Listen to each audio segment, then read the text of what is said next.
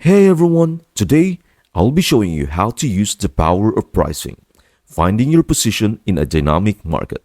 So, we are diving deep into the world of pricing and value propositions.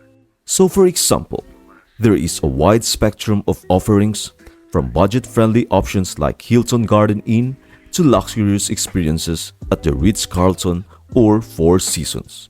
It is fascinating to see how this diverse pricing landscape plays out in the market. Businesses have to strategically position themselves amidst these options. Are you more like Ruth's Chris Steakhouse or are you serving fast food like McDonald's? Speaking of positioning, have you heard of Tim Williams? He is a marketing genius. He is the mastermind behind the iconic What Happens in Vegas Stays in Vegas campaign.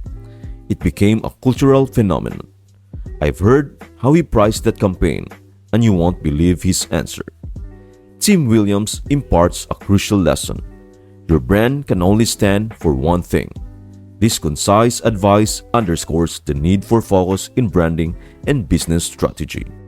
William champions the power of niching and specialization, as exemplified by the success of the Vegas campaign. Its tagline, "What happens here stays here," succinctly captured the essence of Las Vegas as a destination for escapism and discretion. The principle of specialization applies across industries, whether in technology, healthcare, finance, or any field. It is about aligning core strengths with the specific needs of your target audience. This alignment creates a compelling value proposition that resonates deeply with your customers. In essence, Tim Williams' wisdom highlights the importance of specialization to carve out a distinctive brand in a crowded marketplace, focusing on that one thing and excelling at it. Now, let's delve deeper into a thought-provoking concept. If you want to attract better clients, consider charging a higher price. This notion taps into the intricate world of pricing psychology and the way our minds perceive value.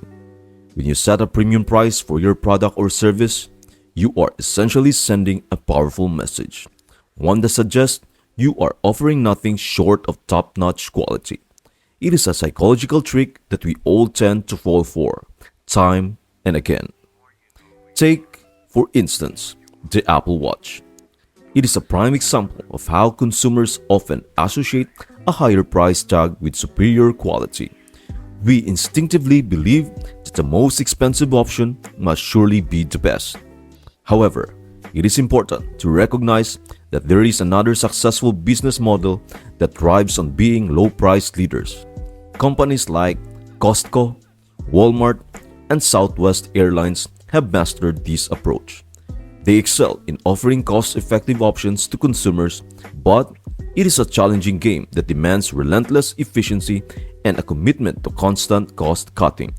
This strategy might not be the right fit for everyone, especially in knowledge-based industries where quality and perceived value often play a more prominent role than price alone.